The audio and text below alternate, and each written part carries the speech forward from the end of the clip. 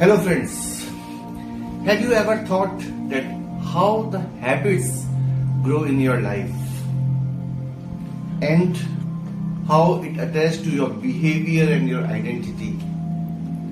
In my last videos, I was continuously talking on the habits, about the identity, about the behaviors, about the changes, and on top of that I am always talking about a small change and the big impact. I am Hemant Maan, author, speaker and a performance coach. Friends, if you have not subscribed this channel, I request you to please subscribe this channel first. And to continue understanding and learn the concepts of habits, I would suggest to please watch this video in totality. So when I am talking about that how the habits grow in your lives, you think from different way now. When any problem comes to you first time, how you handle it. So here not you, in fact how your brain respond to it. At that time you are in a confused state, you are puzzled. Sometimes you think to do it or not to do it.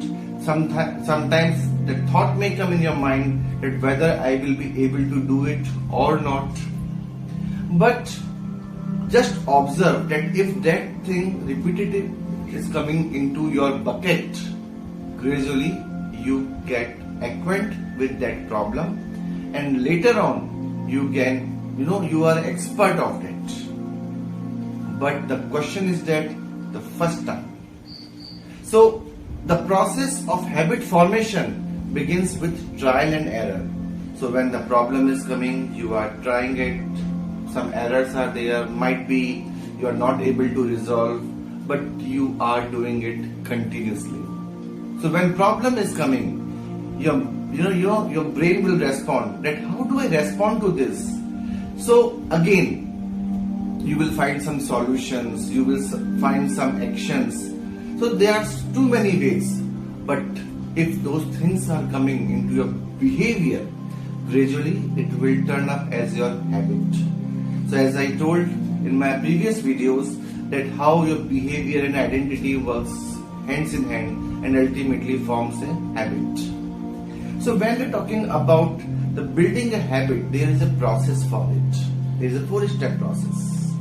Cue, craving, response and reward. What is cue? Cue basically is something, the initiation of the information. Now let's say you have come from office after such a tired and hassle day, switch on the TV and some person was playing a guitar. You thought, wow, what the thing it is. And you thought that why should not I also learn the guitar? That is the initiation of the thought process. And then it is attached with the reward. What reward you are expecting? That you will be guitarist one day. Now this is the cue part. Then it moves to the craving. Craving is something like a motivational force behind every habit. So it is something, the desire to change. I can say it is an internal state. So you would like to have a feeling, that feeling of playing an instrument, feeling of having a stress buster and all those things. So this is known as the craving. So you are in the cue, then you are going to the craving. Then third state is the response. And response is basically a real action. So just thinking, just feeling will not work. So you have to act upon it. You have to go and bring a guitar for it. You have to start playing the guitar and you have to learn the guitar.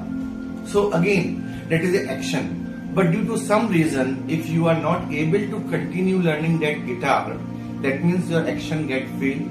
You will not come into that behavior and definitely it is not your habit. So these 3 steps, again repeating, cue, craving and that is something the response. But what's finally?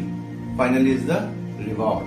That means when you learn, when you start performing, the people start recognizing you, you are getting fame. That is the reward.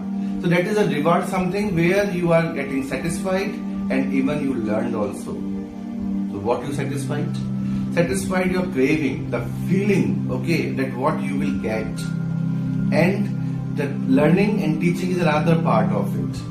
So when you are learning, that means your activities are repetitively giving the signals to your brain that now you know it. So initially, when you started learning the guitar, it was a big challenge for you. That is the time where one can drop also, no, I do not want to learn it. Or the person who is continuously responding and doing their activity, you have learned the guitar, for example. Now, because that was a continuous activity as per your capability, you have learned it. And now, next time, you are not giving that force to your mind where you need to learn the guitar from scratch. Now you are scaling up your capabilities, and that is turning into your behavior and finally to habit. And this will take you to some outcome also. So remember again how these habits are forming: cue, craving, respond, and reward. And rewards, after that again it moves to the cue. So it is a momentary activity in fact, but yes, day in and out, every time it is running in our mind, always. How these four parts are divided into the problem phase and solution phase, that I will discuss in my next video. I hope you like this video for today. Please continue watching my channel, my videos, and that will definitely help you. So far, so good. Thank you. Bye.